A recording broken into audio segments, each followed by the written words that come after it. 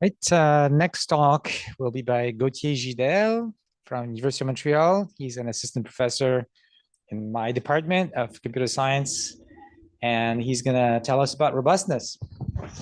Cool.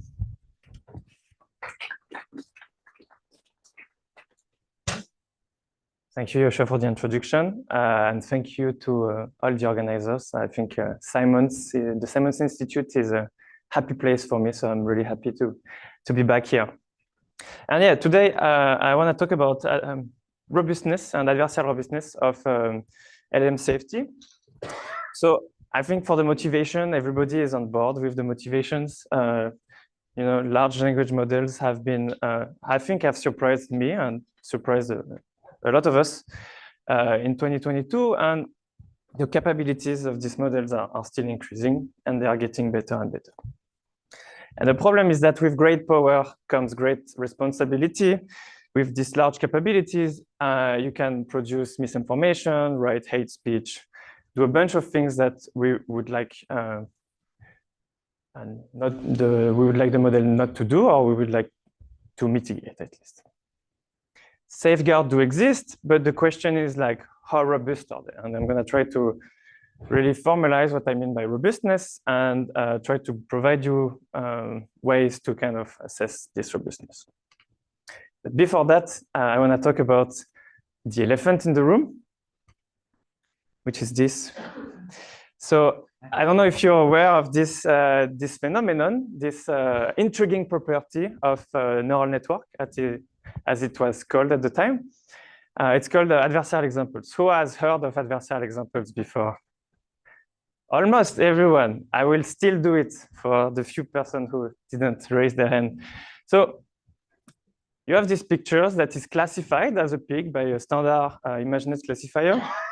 And what you can do is you can compute this, this noise-looking perturbation that looks like noise, but very importantly, this is not noise. This is not random. This is model and input-dependent perturbation. You multiply it by a very small number, and it gives this image. I promise you this is a different image. I didn't copy and paste it the same. Like this one is really that one plus the noise. We, of course, don't see the difference as a humans. But because the pixels are slightly different, because the value of each pixel has changed by this like 1% value, basically, now the classifier goes wild and thinks that this is the elephant in the room. Yeah, that's the proof that you're a neural network. With very high, I mean, it depends, but like the usual, like, yeah, maybe like 60, 70. It really depends on the model and how robust they are, but basically it's like the overwhelming prediction at the moment. While it was like 99 pigs and like maybe 80 or whatever. It really depends on the model, but you can consistently reproduce this on many architectures, many models, many examples. And you can target the class you want. Okay, but interestingly, you know, for a while, you know, this was 10 years ago. And a question we want to ask is like, is this problem still relevant? Is it just a bug? Can this be fixed, etc.? So the first reason, yes. Interesting, but with have people tried adversarial attacks of this kind on models that aren't trained with gradient descent, that are trained with some other kind of training procedure and seen the same kind of result? I don't know. What other procedure? Like because we don't know how to train neural nets, I guess, except that they're tiny. Anything except gradient-based methods. But I mean, the thought here is that I'm going to suggest we keep this for after the talk because I think it's too tangential. I've noticed that we are really good at getting on questions. I like questions. I think this one we can go after. We can talk about it after. I think what's very important is you need to start with, and it's going to be the case for LLMs, you need to start with a model that is very accurate on clean data. So you need to, yeah, we would need to have a model that has like 90, 99% accuracy on the clean data, and like usually we do it with deep nets. But for instance, this was still a phenomenon that was occurring for SVM. But I mean, we cannot train SVM with gradient each, or yeah. So I would, yeah. Let's talk about this after. I don't have a good answer. Sorry. So the reason one, it's still relevant, is that actually it's still an open problem. Like in the following, and in the sense I will detail. But first of all, the paper that kind of revealed the existence of this adversarial example for neural networks got the Test of Time Award last year at ICLR, really like acknowledging that it was an important phenomenon and not only slight bugs that could be fixed within a year. And recent work from like this year show results and like state why is the CIFAR10 adversarial robustness problem unsolved. So even on a small data set, because I think we all agree that CIFAR10 is small, we are order of magnitude, like significantly below what could be achieved by humans. So the current state of the art is here at like around 75% accuracy against these adversarial examples. And basically what can be reached by a human is roughly above 90%. So there is a 15% gap here. And these people have been doing like scaling laws on like how much compute and data augmentation you would need. And basically, it seems that we would need more than GPT-4 compute if we extrapolate in terms of compute to kind of reach. That's just to solve CIFAR10. To solve CIFAR10, yes, CIFAR10 robust. So it's not a super interesting, I mean, not the most interesting problem. And just to make you, visually, this is a horse, and like there is some pictures that are a bit ambiguous. So we could argue that, this becomes a dog, but for most pictures, like it makes no difference. Yes, Daniel. Can you say a bit more about what kinds of studies established this? I mean, there is many. I think about this one in particular, or like in general. What does it mean? I think in that case they just tried with humans, like to see what was the accuracy against adversarial examples. The thing is, the more you robustify the classifier, the more the perturbation becomes perceptually meaningful. So in the end, you kind of get perturbation that actually seems to change a bit the semantic of the image, but you really need images that are like borderline advantage. Like on this one, for instance, I mean, the more pixel you have, the smaller the perturbation needs to be, and in that case, you cannot even see the difference. So I would argue here you have as good a clean accuracy as robust accuracy. Okay. And so this is still an open problem in vision on CIFAR.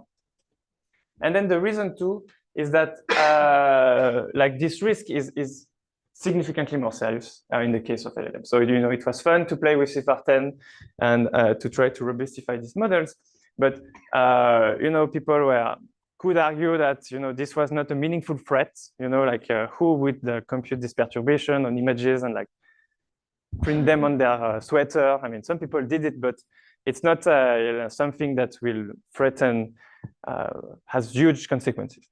But so Nicola Carlini, which has published a lot in this field, has this argument that security matters. It's hard to know when security matters, but a good way to see if like security is really important, it matters when people who do not care about you change what they are doing because of the attacks you introduced. And this happened in the age of LLM with this paper, whose some author are in the room, where basically they managed to find a way to, similarly as in CIFAR, where we had this pixel-based perturbation, they found a way to find basically some text. So here is the prompt: generate a step-by-step plan to destroy humanity. Then you add some text that seems like not really semantically meaningful, but it managed to jailbreak ChatGPT at the time. So without this suffix, ChatGPT would refuse. to give this plan, but adding this suffix, the model would be jailbroken, and which obviously OpenAI don't want, and actually they fixed. They changed the way. I mean, they patched this problem actually before the paper was released. And in general, any jailbreak that emerge and is publicized is fixed often before the publication of the paper. So it seems that people care about this vulnerability. Yes. So, to me, I guess my opinion is that in text, this is pretty obviously an important problem. In images, less so. Okay. It's just harder. So, whether I should care about the security actually changes, but across the modality. Yes. Can you argue why it matters, or maybe you don't care why it matters in images? But I think it matters in images because I think the setting is a bit. For academics, I mean, I think first of all, it matters as a scientific question. We should be able to answer this question. In that case, for this talk, I care about text, so we're safe. Siva. Yes. In agentic setting, it matters a lot. Like in agentic settings, you can, if you're in an environment, if you see an image, you can go and make the agent buy the product, even though you did not ask the agent to buy it. Yeah, you can do this on VLMs. You kind of use this machinery on VLMs, and you can bypass safety. So, in certain settings where you control its input and the input is visual, is that the setting? No, this agent is in an environment like a Reddit website or Amazon website. Yeah. Okay. And that it has to perform some action, and if it sees an image, it will go and click that. Okay. I was just going to say that you could jailbreak multimodal models. Yeah. You don't need the text perturbation. You just do the perturbation of the image, and actually Nicola Carlini showed it was possible. Okay, so it matters. We want to be robust, but in LLM and actually in Vision too, there is a tension between robustness and usefulness. So it's important to keep in mind that. We want this model to be robust, but while maintaining utility. So, it's trivial to build. I can build you a 100% safe model, and this is what we had before. We had 100% safe models because they were not capable of anything. So here the tension is really that, and that's why it's kind of this problem in Vision was maybe not taken as seriously, but because we had to trade off utility versus robustness, and because robustness was not really a big threat, 100% of the effort was put on utility. In that case, I think we all agree robustness is important, but of course, most of the actors want to maintain utility. So in that talk, what do we mean by utility? We're going to be very simplistic, but we use data sets. I think that's the simplest way to define this. We want to maintain good performance on three utility benchmark, MMLU, ARC, and empty bench. And what do we mean by robustness? There is a data set called Harm Bench, composed of 159 questions. And we want the model to refuse to answer these questions. So these questions kind of span from how to build a bomb to should I give honey to a under 12-month baby? You learn a lot by working on safety. Okay, and what are the big claims now? The hot takes. I think this week has been full of hot takes. My takes will be mild, I hope not too hot, but I think I can confidently claim that at the moment we have been able to jailbreak any models in a few seconds, given, it's very important, I put it in bold, given full access to the model. So if you have access to the weights, basically, open weights models, we can use techniques to jailbreak in the same sense as, in the sense I will define very precisely, any models in seconds. But also, fortunately, we can also use this kind of quick and efficient jailbreak to robustify models. And that's going to be kind of, there is the two facets of the medal in safety. is that you want to build strong attacks, but with the strong attacks, you can often build also strong defenses. And we can robustify the model, of course, while maintaining ability, which is key. Okay, cool. And the plan will be attack, defense, and also a third part where we want to go maybe beyond refusal. And I'll motivate why we want to go maybe beyond just fine-tuning model to refuse harmful queries if we want to maintain utility at least. Okay, cool. So continuous adversarial attacks. So to see this, I like to take a specific view on large language models. I think it's important to have different perspectives on these objects that are really complicated. And there are still different views. There is the Borges and AI view that the perfect language model lets us navigate the infinite collection of plausible text by simply typing the first words, and basically the model will generate the following. There is Michael Jordan who used the metaphor that this provides a compression of your whole humanities knowledge, and you can basically, when asking a question, get this answers from experts that actually answer these questions already on the web. These are, of course, models. All models are wrong. But in this talk, I think the good perspective, and it's maybe the one I prefer with my background, is that it's going to be a succession of linear mappings and non-linearities. And so in particular, in that case, we will have the prompt. And what's going to be relevant is that this prompt will be tokenized in a sequence of tokens. And each of these tokens has a continuous embedding. So each discrete tokens has a lower dimensional representation. And this is this lower dimensional representation that will be fed to the LLM. And at the end, we will get a probability distribution over the next tokens. Okay? And so the attacks that I mentioned and the one we want to robustify against are the following. So basically what you want is the question is fixed and your goal is to agree to answer the question. So maximize the probability of saying sure after the question is asked. And the freedom of the attacker is to kind of slightly modify the question. So there is several ways to slightly modify the question, but the simplest one is probably a suffix attack, where basically you have the question, this is part of the data set, and your freedom is to put whatever you want after the question.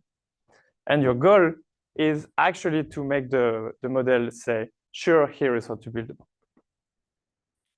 Okay, so far so good. So mathematically, what we want to do is we want to minimize the minus log probability of saying sure, condition on the prompt X and the perturbation. So we have the query, delta is the adversarial suffix, and Y is the target. So what's hard in this problem is that delta is discrete, and it's like over potentially a long, of course, you don't optimize over a single token, you optimize over a long sequence of tokens here. And so you have a search over this like combinatorially large space.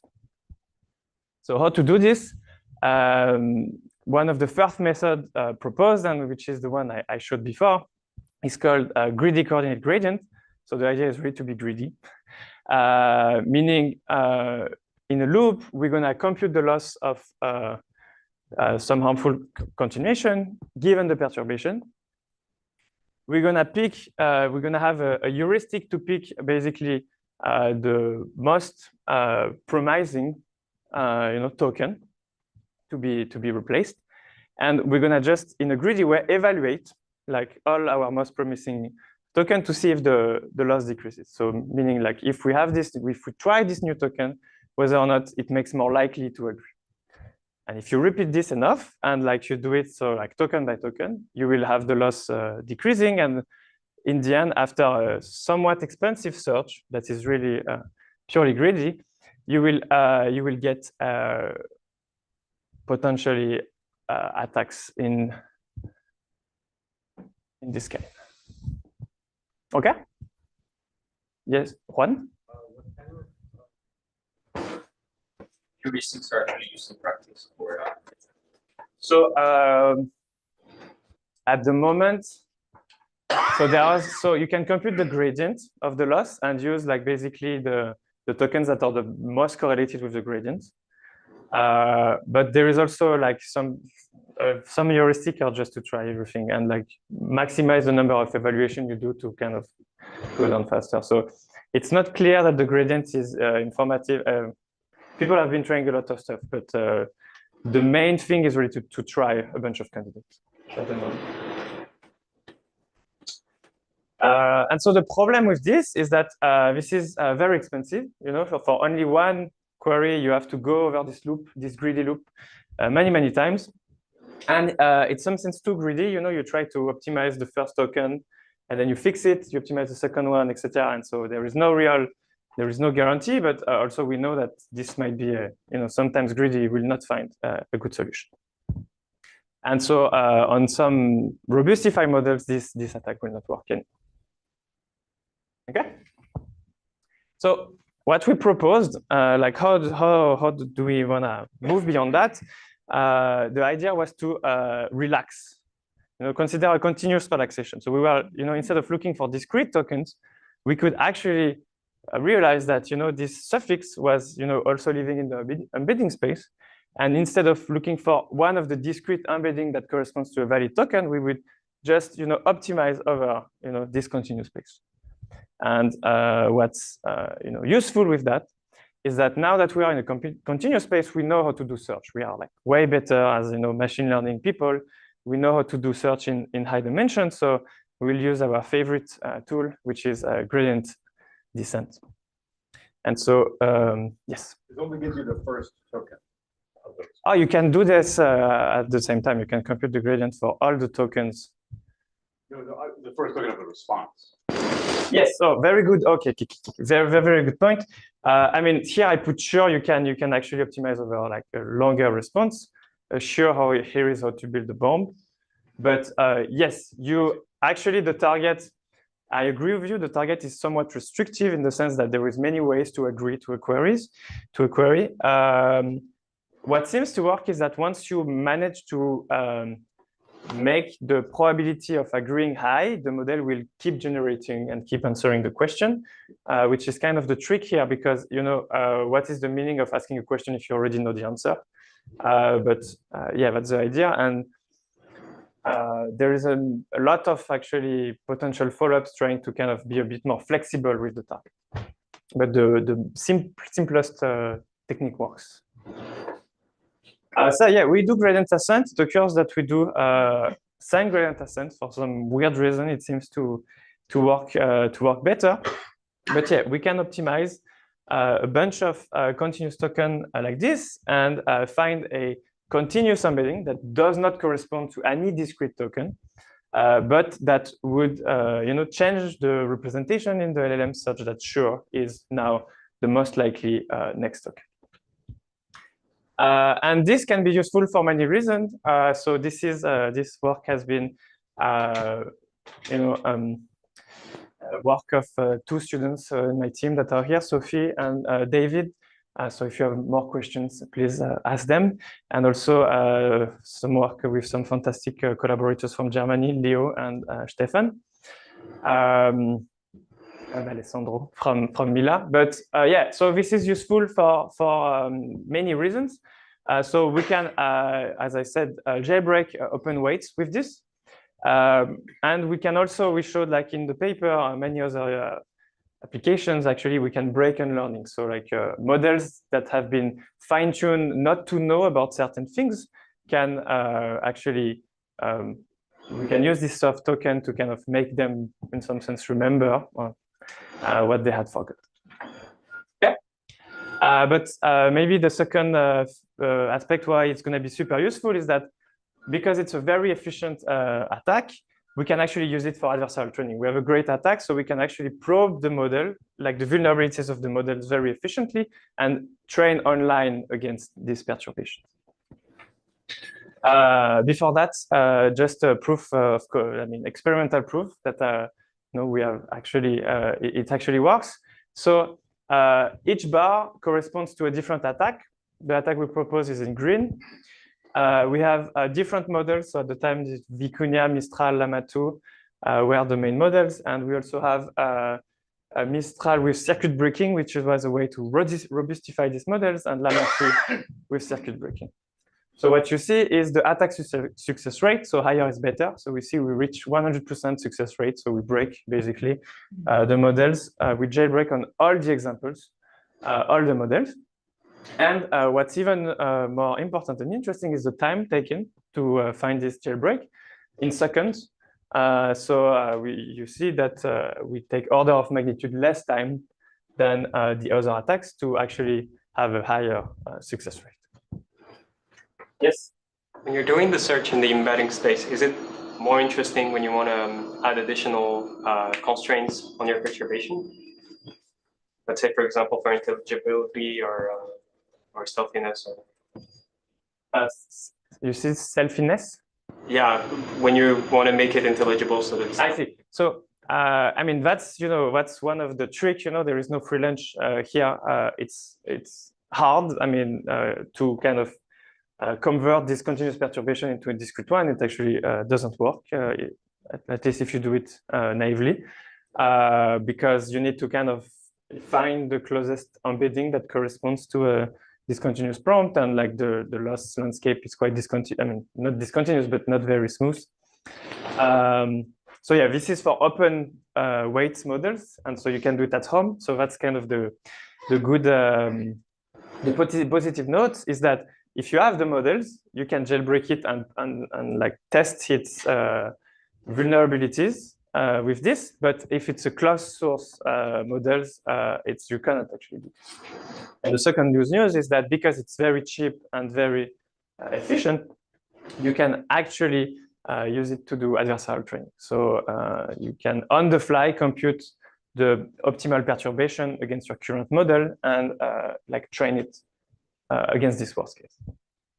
So the takeaway from the continuous attacks is that we did a relaxation of the discrete threat model that can jailbreak any model we had, at least we tried it on.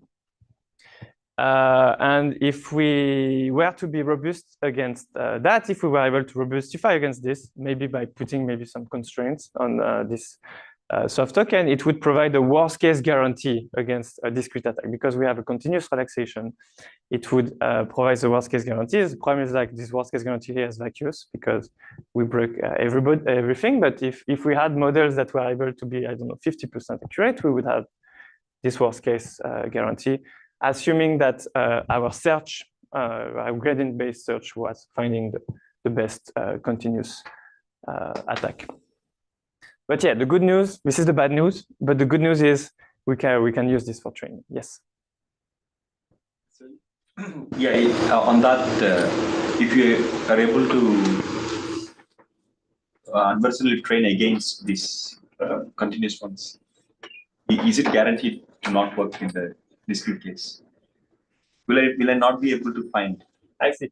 Yeah, so I mean, if you adversarially train and then you get like non-trivial attack success rates, you have some guarantees against the discrete. One problem I see with this method is that you're really optimizing it for sure this is not the. That's true. That's true. So no, you're right. You're right. Is that like it would just optimize for? No, yeah, maybe okay. Let's be clear. Maybe I wanted to mention guarantees because we are at a workshop of safety guarantees, and I think there is a way to build guarantees out of this relaxation. And worst case, it's kind of, at least empirically, you can really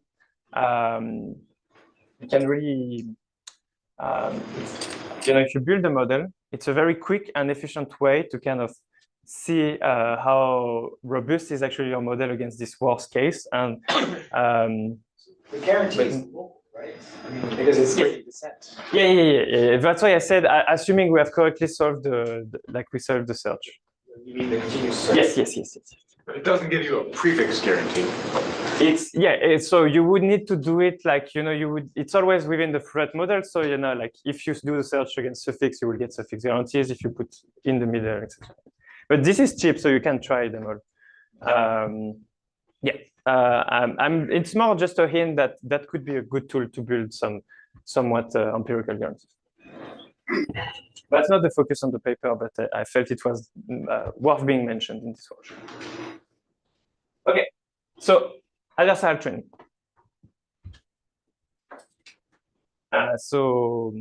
Originally, the adversarial the standard formulation for adversarial training was formulated in vision, and the idea was to get this best network against the worst case perturbation, meaning that we want to minimize over theta this expectation of worst case. So here the maximum is inside the expectation and before the minimum. So given a model, I will try to find the perturbation that exploits the most the neural network.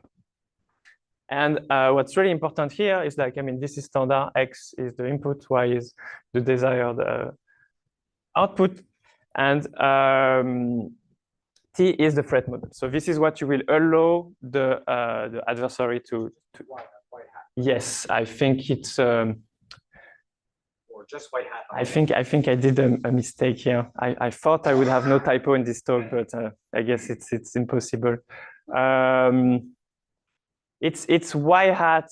I think it's Y hat because you wanna. Oh no. Okay. Yeah. Yes, you're right. Let's say it's Y. It's just if I had put a minimum here, I would basically target another classes for another class, and that would be Y hat. But I agree that either it's a max with Y or a minimum with Y hat. Yeah, I failed to my mission of having the typo. And yeah, T is the perturbation set, which is what you allow the opponent to do. So in vision, traditionally, this was this very tiny pixel perturbation. So you were not allowed, for instance, if you take the L-infinity norm, you were not allowed to change any pixel more than epsilon. Okay, but so in our case, what did we do? We kind of did something, we have to adapt this idea to the vision case, to the language case, sorry.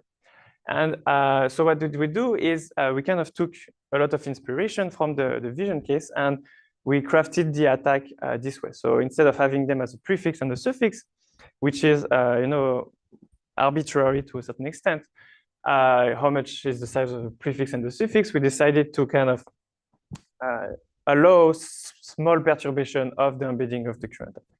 So you have your sentence and you have the embeddings, and now you want to be robust, given that if you change a bit your embeddings by epsilon, so this delta will be smaller than epsilon in a certain LP norm, you want to still basically not agree to say sure. So the attacker will try to find the delta that makes say sure, and the defender will try to decrease this probability. Yes? So this creates an auto-distribution scenario during inference. At inference time, you're still using your embeddings table, right? Yeah. I guess you will. I mean, so we will also train on non-clean examples. So we always train against attacks and non-attacks because we want to maintain utility. So you can see this as a sort of data set augmentation to a certain extent. But what's interesting is the augmentation is model dependent, and that's why it's really powerful. Okay, and optimization, we will do the same. So we will do gradient ascent to make sure more likely for the attacker. The slight difference is that we want to constrain this to be not too big. Otherwise, we will drastically change the embedding, and we want to stay relatively small. We want a reasonable perturbation for the sentence to be, the perturbed sentence to be close to the original one. So we just project onto this epsilon ball, which can be done efficiently. Okay. Okay. And so the question is, because in the end, in the real world in practice, we don't really care. I mean, we don't really care. What we really care about is robustness against these realistic attacks, the discrete attacks. So, having basically an attacker that either, change a bit the question or add a suffix. So prefix, suffix, or change a bit the question, and we want to be robust against this. So the question in some sense is, does this process that robustify against continuous attacks that are slightly different than this discrete one, does it extrapolate? So do we do this adversarial training loop of training against this attack will actually make the model more robust against the realistic language-based attacks? Spoiler, the answer is going to be yes. And how do we do this? So like to answer your question, Siva, we have a loss that is slightly more complicated than the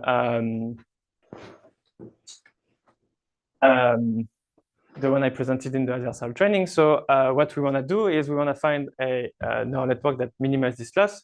So we want to have maximize the probability of a harmless continuation. So a refusal, no, sorry, I cannot answer your question, given a harmful prompt and a perturbation. And we have a way loss that actually want to minimize the probability of the harmful continuation. So we want to maximize the harmless probability of harmless, minimize the probability of harmful on this data set, the harm bench.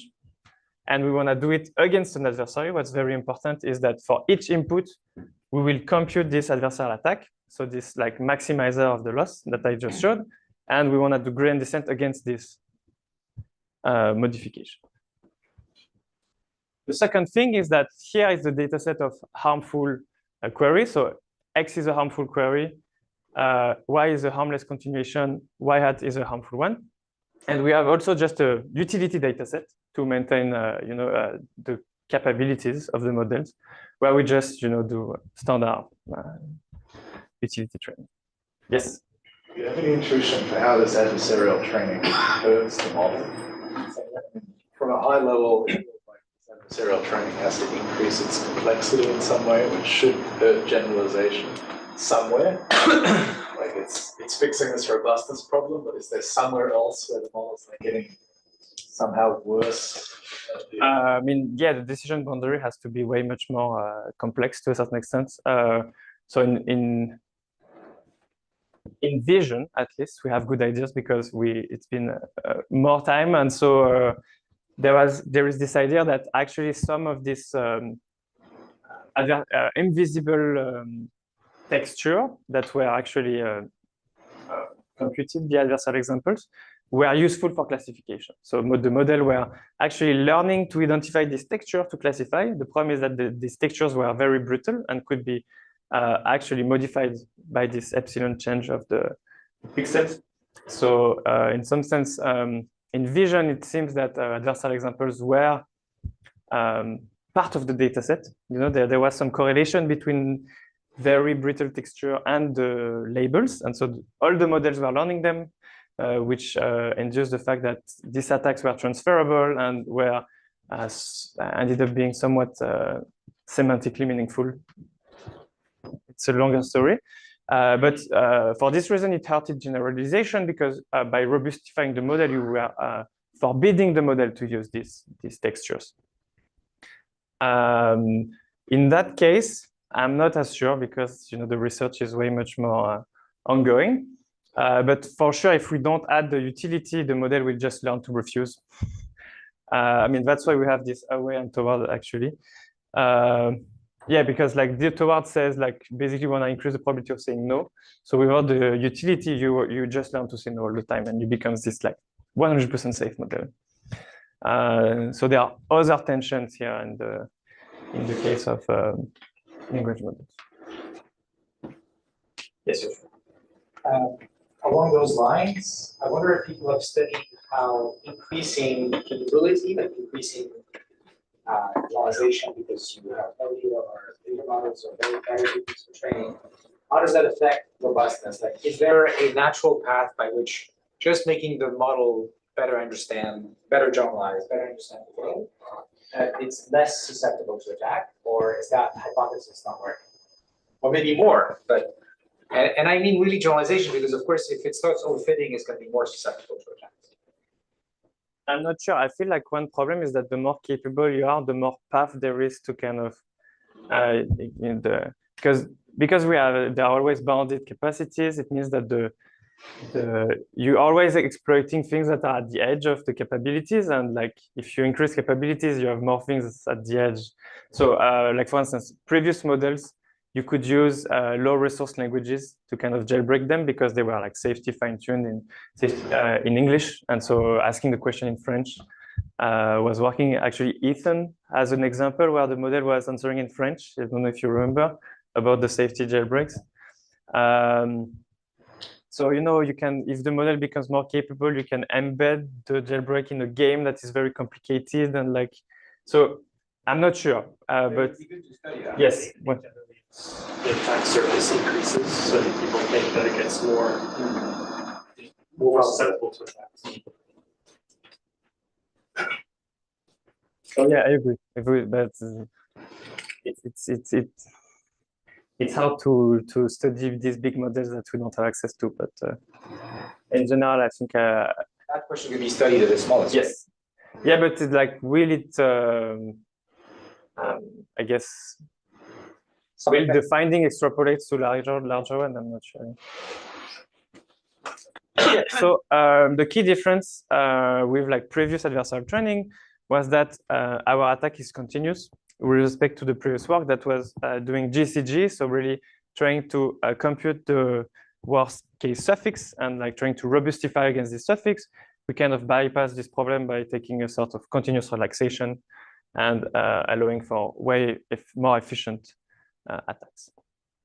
In terms of results, because I need to prove my points, capabilities are maintained to a certain extent. So the base model is the one without adversarial training, and we fine-tune it.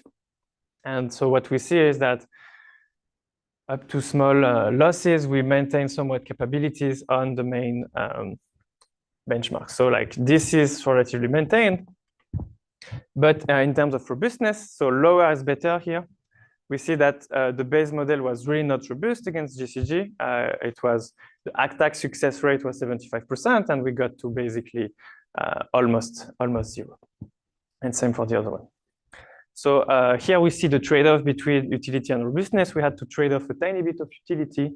We lose a bit, but we get a huge improvement in terms of robustness. Oh yeah, sorry. It seems like there is a strong mismatch of the stress model that you are trained on like what you are evaluating on. So in image, if I train on L2 or IO infinity perturbations and I apply a patch attacks, it doesn't work. But here, it seems like it works. Yes. Do you have any intuition why this case? I think it seems that like basically this attack is a good way to kind of make the model learn to refuse. You know, because when you do these perturbations, you kind of like changing a bit the you find the kind of worst case way of changing the activation given the query. So you kind of like trying to hammer down refusal for these kind of questions. And so it seems that it's why it's kind of works in many other threat models. Then the fact that it's way stronger, I think, saves us in that case.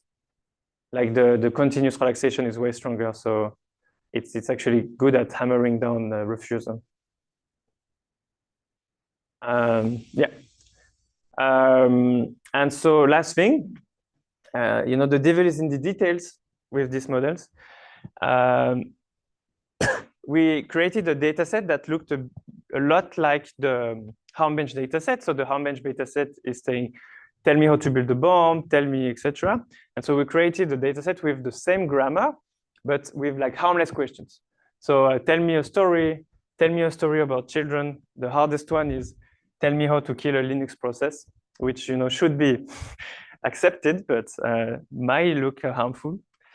And what we saw is that, of course, the base model always agree to answer these queries, but like the previous works actually had kind of overfitted to this grammar of like, and so it was only answering to 42.5% of these harmless queries because they look like, you know, tell me very much like the training set. Yes. So on the right here, those are also suffix attacks. Yes, so this is suffix attack. This is a prefix attack, and this is a stealthy attack, so rephrasing the question. So training against suffix did help a lot with prefix. Yes, yes, yes.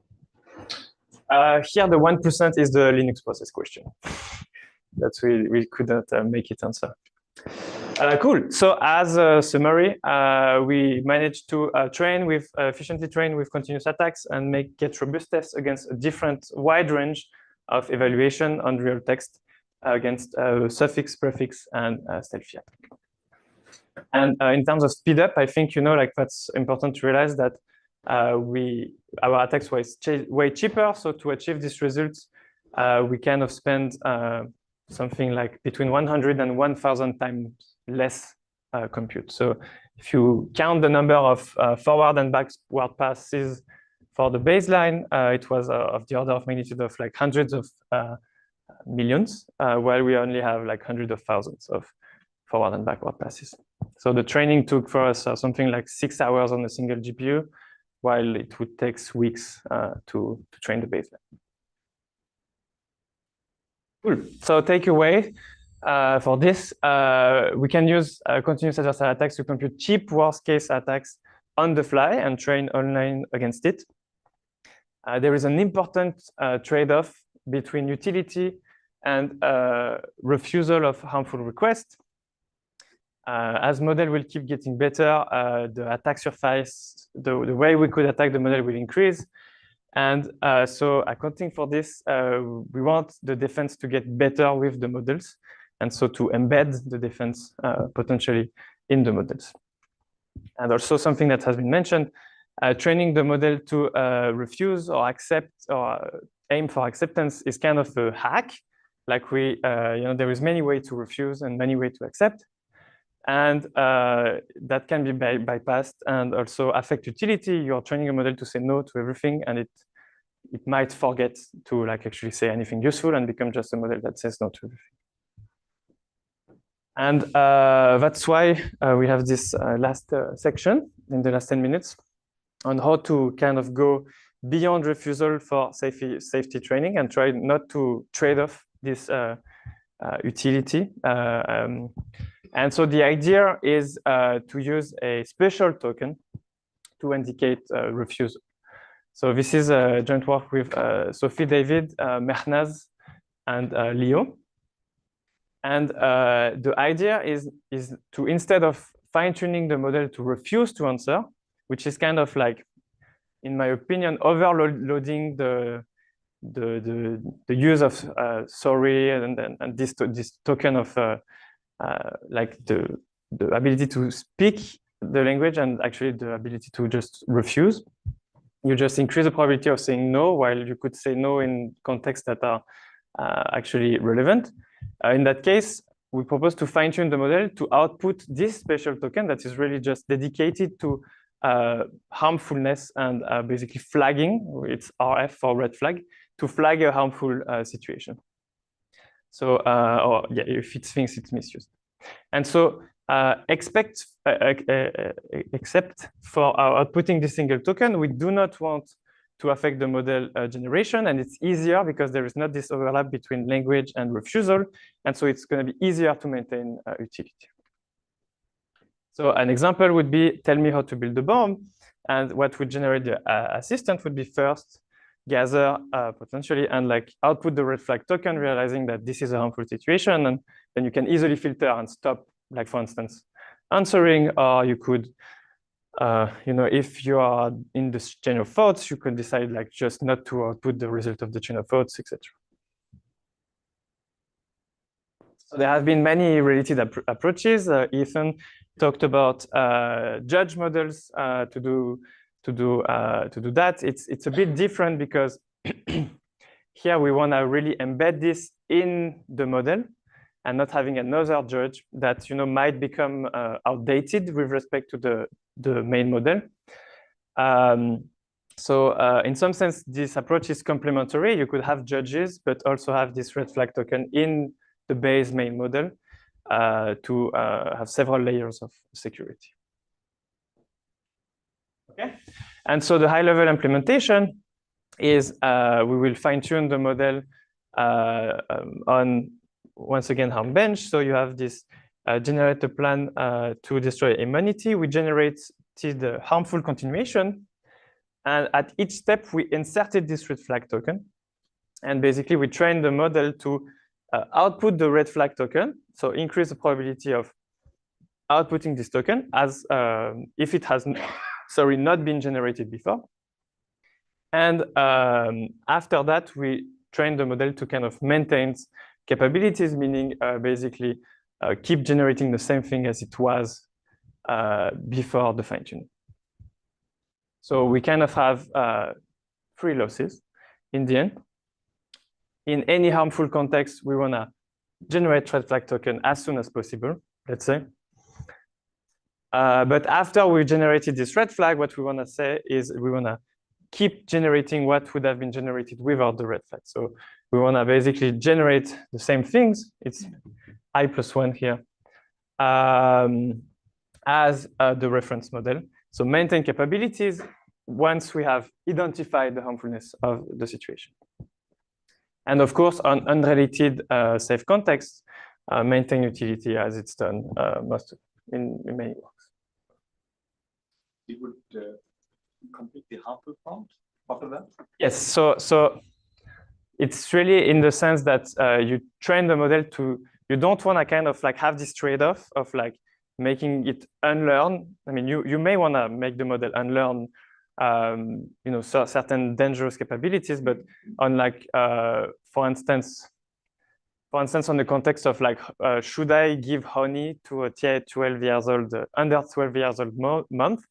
I think it's important to maintain the knowledge around like, all this.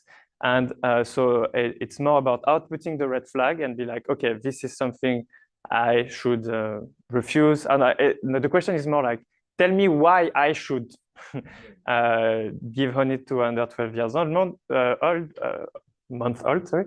And in that case, it's more like you want to say, no, you should not do that, but also maintain the knowledge around this question. You generate the first token, second token. We will insert it like at each positions. At every position. Yeah, because what you want also, what's interesting is like the problem of the refusal approach is that once you bypass, you manage to find a jailbreak where the model first agrees, then the model will keep going on. With the red flag, it's nice because at any point in the generation, you are trained to kind of output the red flag. So it's harder to bypass because you want to basically now make the red flag token unlikely at each generation step along the whole generation and not just bypass the beginning. Why not just strip the red flag token before you input the string? If you're just going to have the outputs be the same as if it wasn't there? What do you mean, strip? Like when you're inputting a context string into the model that has red flag tokens, you could just remove those red flag tokens. Yes. And then run the model on that when you're generating text. Why have the red flag tokens in there, but then train it to ignore them? I think the idea, I see what you mean. Okay. I think the idea was to, because this token has you learn an embedding out of it. So I think the idea was to a posteriori look at the embedding that is learned and like figure out if this embedding was corresponding to the concept of harmfulness. But this is a work in progress. But yeah, that was one of the motivations. Yes. I was wondering, in the same context as your first work, in a white box model, could you, with the same procedure, kind of try to find a suffix that you optimize to actually minimize probability of the red flag? Like, could you do adversarial training with the red flag, I guess?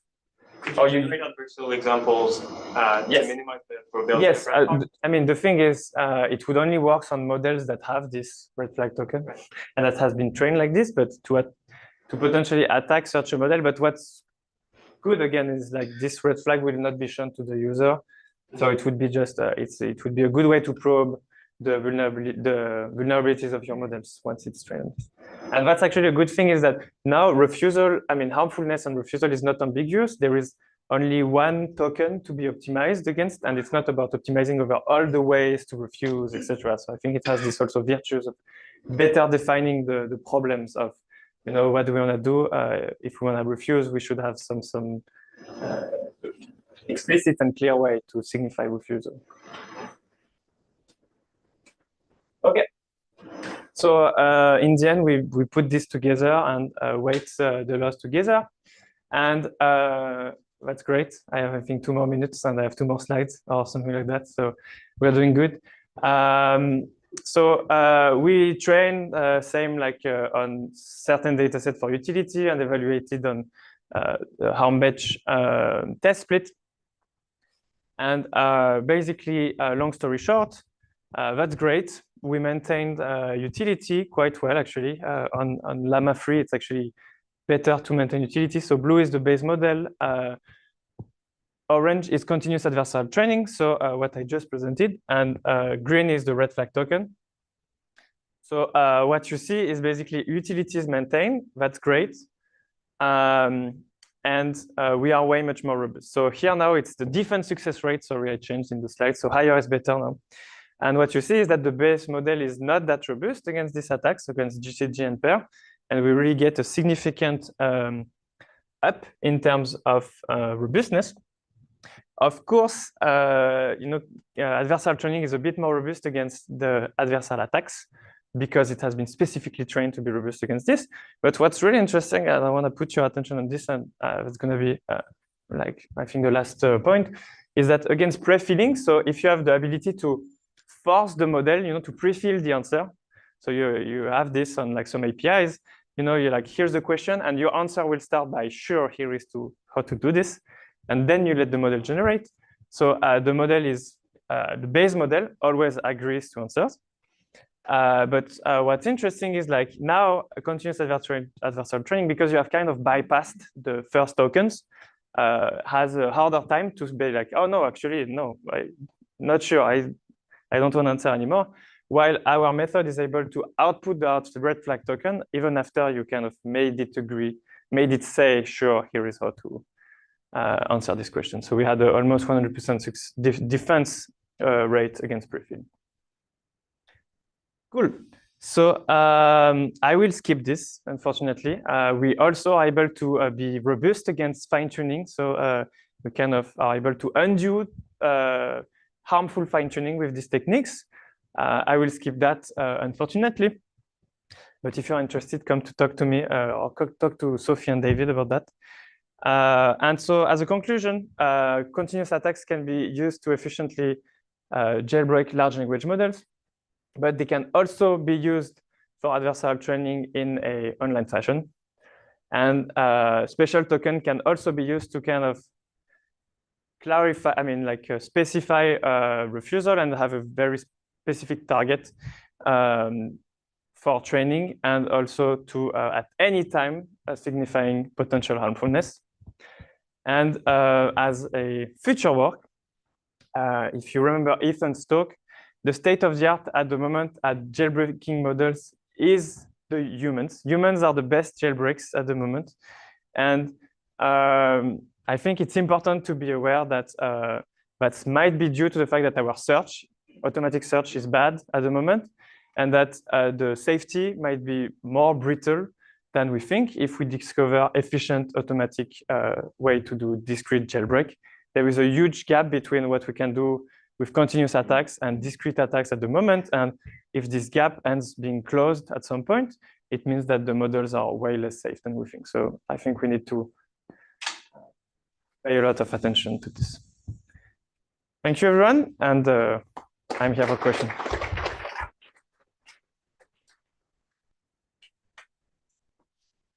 One more question?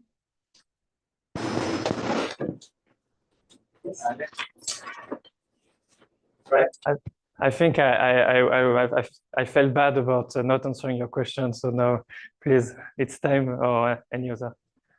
Yeah, so one thing I was wondering is can you say more about how you see these results relative to what Ethan talked about? Because it seems like part of the conclusion there was that the harmless training is really hard to do well and get right. And your intuition that if they just do a more sophisticated adversarial training scheme, that like they'll get there. So the question was about Ethan's conclusion yesterday was that adversarial training was hard to do, and that it seems to be in tension with what I presented. Yeah, I know. It's very different approaches. They have different models and they have bigger data sets too. No, I strongly believe that this at least worked in our setting. There is then the problem of like how well will it generalize this to more complex jailbreaks.